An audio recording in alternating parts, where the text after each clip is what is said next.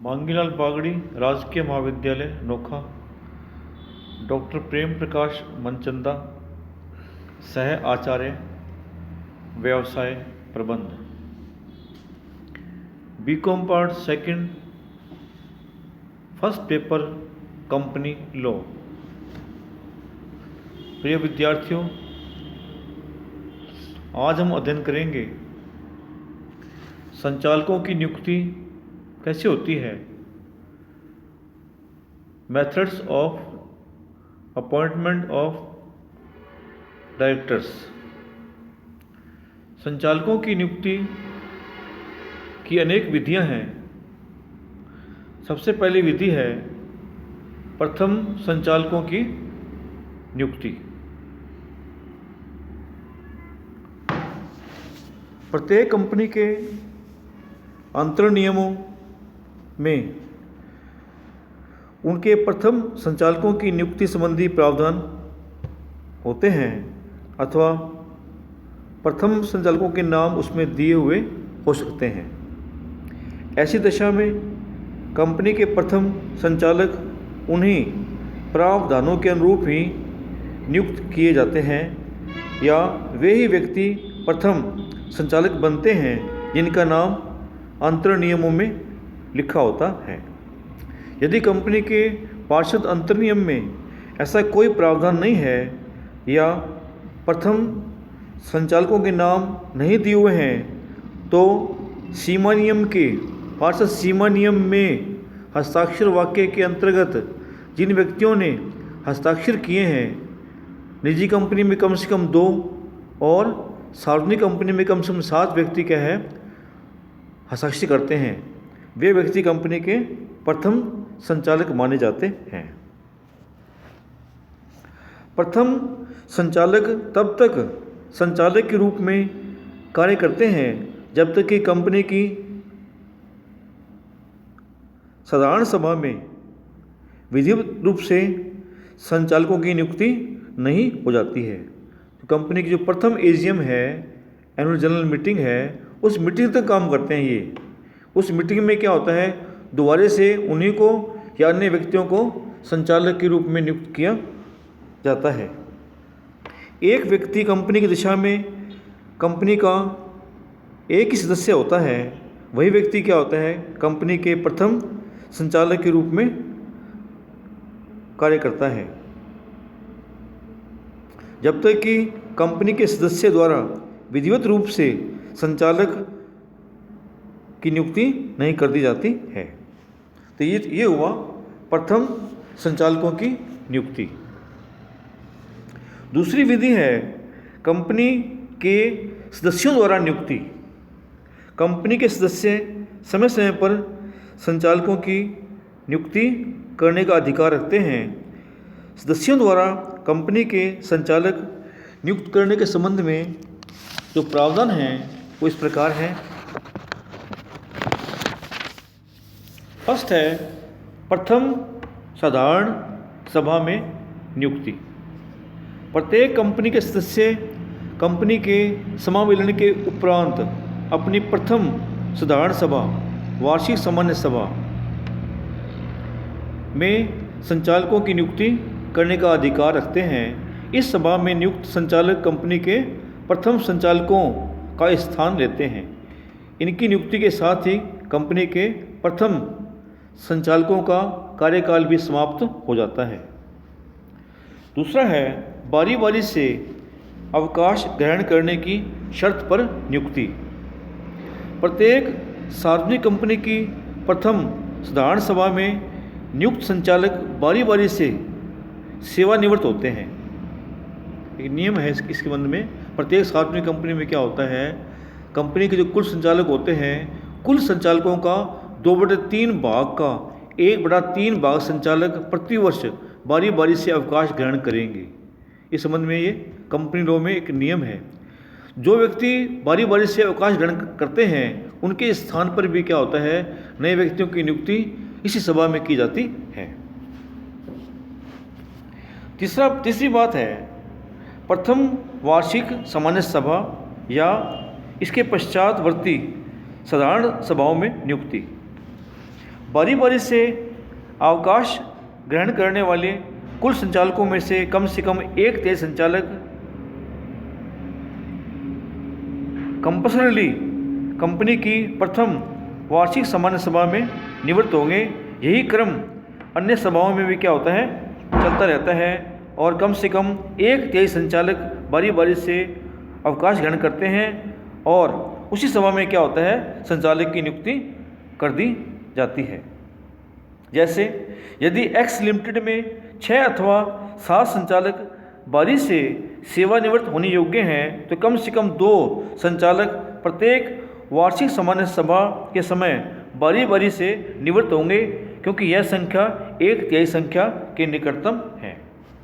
तो ये हुआ दूसरी विधि, कंपनी के सदस्यों द्वारा संचालकों की नियुक्ति। तीसरी विधि है संचालक मंडल द्वारा संचालकों की नियुक्ति। संचालक मंडल द्वारा भी क्या होता है, संचालकों की नियुक्ति की जा सकती है। उस संबंध में जो नियम हैं इस प्रकार हैं।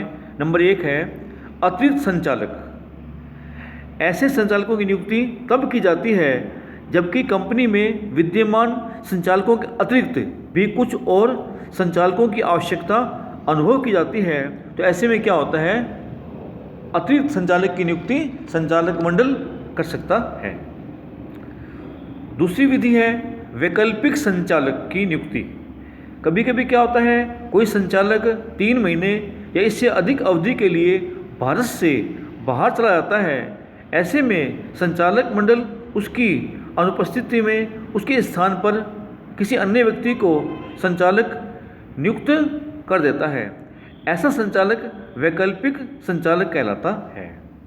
जैसे ही वह अन्य व्यक्ति बाहर से लौट कर आ जाता है तो ऐसे में क्या होता है, वैकल्पिक संचालक का स्थान भी क्या होता है, रिक्त हो जाता है। तीसरा पॉइंट है आकस्मिक संचालक की नियुक्ति।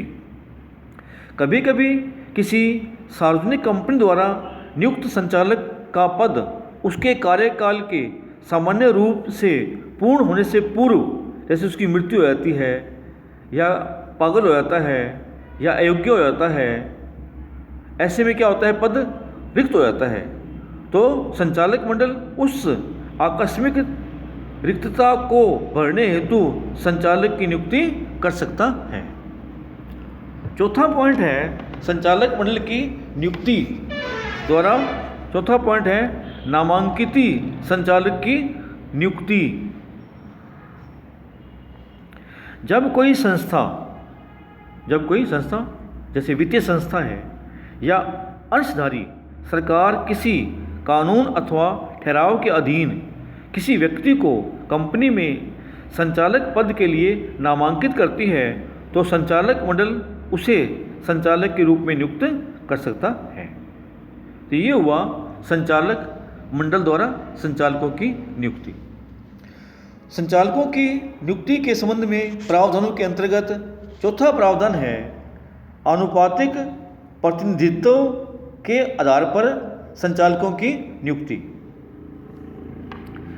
साधारणतः संचालकों की नियुक्ति कंपनी की सभा में साधारण संकल्प पारित करके की जाती है, किंतु इस विधि से नियुक्त करने से अल्पसंख्यक अंशधारियों को संचालक मंडल में प्रतिनिधित्व नहीं मिल पाता है। अतः ऐसे अल्पमत वाले अंशधारियों को संचालक मंडल में प्रतिनिधित्व दिलाने के उद्देश्य से अनुपातिक प्रतिनिधित्व के सिद्धांत के आधार पर संचालकों की नियुक्ति की जा सकती है। कंपनी अधिनियम में इस सिद्धांत के आधार पर संचालकों की नियुक्ति की एक विधि के रूप में इसे सम्मिलित किया गया है। कंपनी अधिनियम में व्यवस्था है कि कंपनी के अंतर्नियम कंपनी के कुल संचालकों में से कम 2/3 संचालकों की नियुक्ति अनुपातिक प्रतिनिधित्व के सिद्धांत के अनुरूप करने का विकल्प प्रदान कर सकते हैं। इस विकल्प के अपनाने पर 3 वर्षों में एक बार संचालक की नियुक्ति की जा सकती है। संचालक मंडल के पदों में आकस्मिक रिक्तता उत्पन्न होने पर इस अधिनियम के प्रावधानों के अनुसार उन पदों को भरा जा सकता है। अनुपातिक प्रतिनिधित्व के सिद्धांत के अनुसार संचालक की नियुक्ति करने हेतु मतदान की दो विधियां हैं। वो दो विधियों को अपना सकते हैं। पहली विधि है एकल हस्तांतरणीय मत प्रणाली, दूसरी है संचयी मत प्रणाली। सबसे पहले है एकल हस्तांतरणीय मत प्रणाली, सिंगल ट्रांसफरेबल वोट सिस्टम। इस प्रणाली में मतदाता अपनी प्राथमिकता अथवा पसंदता क्रम में सभी प्रत्याशियों को क्रम निर्धारित करके मत देता है। इस प्रणाली के अंतर्गत मतदाता को मतपत्र दिया जाता है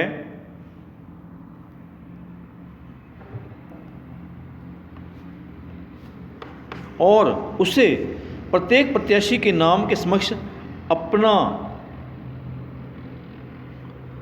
प्राथमिकता अथवा पसंदगी या वरीयता क्रम लिखने के लिए कहा जाता है। मतदाता क्रमशः अपनी प्राथमिकता या पसंदगी 1, 2, 3 आदि संख्याएं प्रत्याशियों के नाम के सामने लिखकर निर्धारित कर देता है। मतगणना करने से पूर्व प्रत्याशियों की जीत के लिए एक निश्चित मत संख्या, जिसे कोटा कहते हैं, निर्धारित की जाती है। इस कोटा को इस प्रकार निश्चित करने का एक सूत्र दिया गया है, जैसे कुल मतदाता अपोन पदों की संख्या +1, फिर उसके बाद है +1। जो सदस्य कोटा द्वारा निर्धारित मतपत्र प्राप्त कर लेते हैं वे चुने हुए संचालक माने जाते हैं। जैसे किसी कंपनी में 5 संचालकों का निर्वाचन होना है एवं 8 प्रत्याशी खड़े हुए हैं। कुल मतदाता 1500 सदस्यों ने मतदान किया है। ऐसी स्थिति में जीत के लिए मतों की संख्या का कोटा ऐसे होगा 1500 + 5 + 1 + 1 251 मत।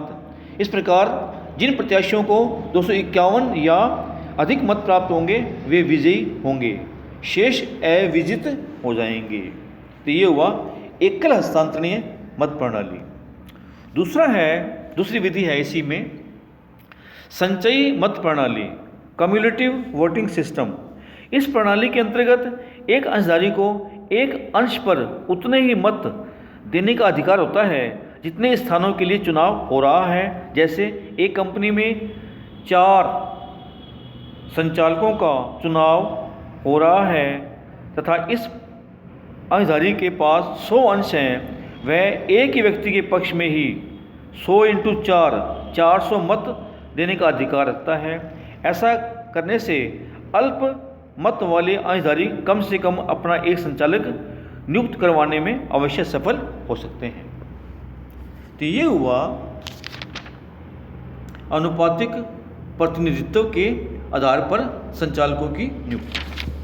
अब है 5वां प्रावधान है संचालकों की नियुक्ति के संबंध में। 5वां जो प्रावधान है वो है अधिकरण के आदेश से नियुक्ति। यदि किसी कंपनी के विरुद्ध अन्याय या कुप्रबंध के मामले की सुनवाई एवं निर्णय के दौरान अधिकरण भी संचालक की नियुक्ति का आदेश दे सकता है। वह जितने उचित समझे उतनी ही संख्या में व्यक्तियों को संचालक के पद पर नियुक्त करने का आदेश दे सकता है तथा उन्हें निर्देशित मामलों पर अपनी रिपोर्ट देने के लिए कह सकता है। अधिकरण के ऐसे आदेश के पश्चात कंपनी को निर्धारित संख्या में निर्धारित की गई रीति से संचालक नियुक्त करने पड़ते हैं। 6ठी विधि है केंद्रीय सरकार द्वारा संचालक की नियुक्ति, अपॉइंटमेंट बाय सेंट्रल गवर्नमेंट। कभी कभी किसी कंपनी के सभी संचालक अपने पद से त्याग पत्र दे देते हैं अथवा सभी संचालकों में अयोग्यता उत्पन्न हो जाने के कारण उन्हें अपना पद छोड़ना पड़ता है, ऐसी स्थिति में कंपनी का कोई प्रवर्तक नहीं है, कोई प्रमोटर नहीं है, तो केंद्रीय सरकार को आवश्यक संख्या में संचालक नियुक्त करने पड़ते हैं। ऐसे संचालकों का कार्यकाल तब तक बना रहता है जब तक कि कंपनी की कोई साधारण सभा में संचालकों की विधिवत रूप से नियुक्ति नहीं हो जाती है। Thank you.